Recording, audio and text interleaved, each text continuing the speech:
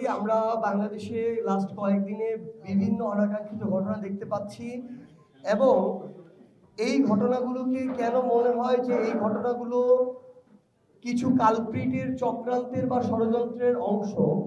কারণটা হচ্ছে এই ঘটনাগুলো এমন গুরুত্বপূর্ণ জায়গাগুলোতে ঘটছে যেই জায়গাগুলো একটা দেশের স্থিতিশীলতার সাথে অর্থনীতির সাথে অনেক গুরুত্বপূর্ণভাবে সম্পর্কিত এবং এটা যখন সিরিজ আকারে প্রত্যেক দিনই একাধিক জায়গায় করা হয় এবং এমন গুরুত্বপূর্ণ জায়গায় যেই গুরুত্বপূর্ণ জায়গায় এগুলো হওয়ার কথা নয় বা পূর্বে এগুলোর ইতিহাস দেখা যায় না, আমরা মনে করি যেই ফ্যাসিস্টদের তোষামতকারীদের দোসরদেরকে অন্তর্বর্তীকালীন সরকার খুঁজে বের করে শাস্তির আওতায় আনতে পারেনি, তারা এখন বিভিন্নভাবে ওই তাদের বিভিন্ন অডিও ভিডিও কলে যুক্ত হয়ে নির্দেশনা পেয়ে এই কাজগুলো করছেন।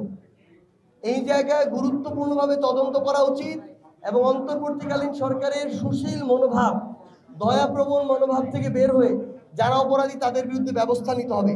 নাহলে গতকালকে এয়ারপোর্টে যে ঘটনা ঘটেছে, হাজার হাজার পরিবারকে রাস্তায় নামিয়ে দিয়েছে, তাহলে একজনের প্রতি সুশীলতা প্রদর্শন করে হাজারের অধিক পরিবারের প্রতি আমরা অন্যায় করতে পারি না।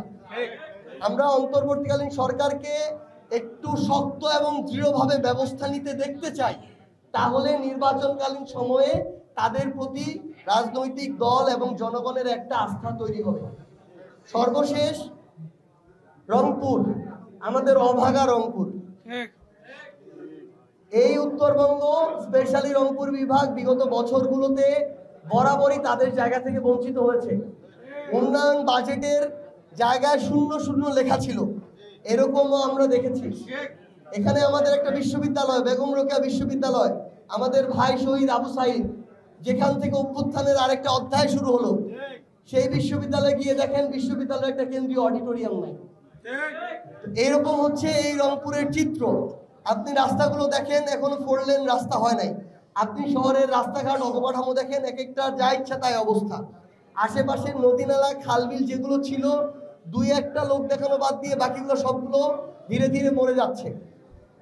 আমরা আহ্বান করব অন্তর্বর্তীকালীন সরকারকে এবং আগামীতে যারা আসবেন, রংপুরের মানুষ যেহেতু প্রথমে জীবন দিতে শিখে গিয়েছে, আগামীতে যদি আপনারা রংপুরের প্রতিনিধিত্ব করতে চান, রংপুরের প্রাপ্য রংপুরকে বুঝিয়ে দিতে হবে।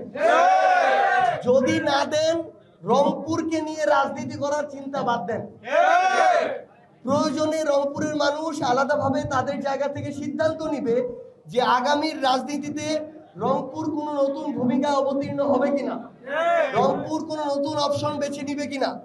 কিন্তু যে রাজনৈতিক দলই ক্ষমতায় আসুক না কেন, যারাই মন্ত্রণালয়ের মন্ত্রী উপদেষ্টা হিসেবে দায়িত্বে থাকুক না কেন, রংপুরের যদি প্রাপ্য রংপুরকে বুঝিয়ে দেওয়া হয়, তবেই রংপুরের জন্য আপনার দরজা উন্মুক্ত থাকবে।